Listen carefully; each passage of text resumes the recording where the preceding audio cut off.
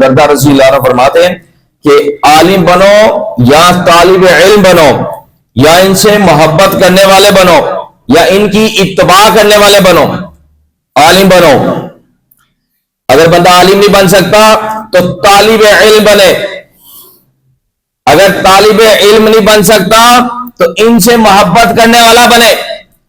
عالم سے بھی محبت ہونی چاہیے، طالب علم سے بھی محبت ہونی چاہیے۔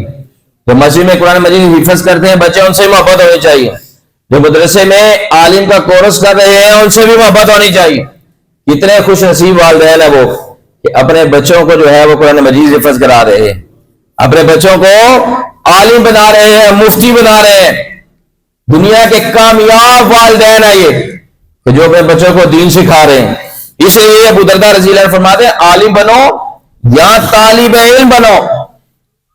اگر عالم نہیں بن سکتے، طالب علم نہیں بن سکتے تو پھر ان سے محبت کرنے والے بنو یا پھر ان کی اتباع کرنے والے بنو۔ اور آگے فرمایا 5ویں نہ بننا وگرنہ ہلاک ہو جاؤ گے۔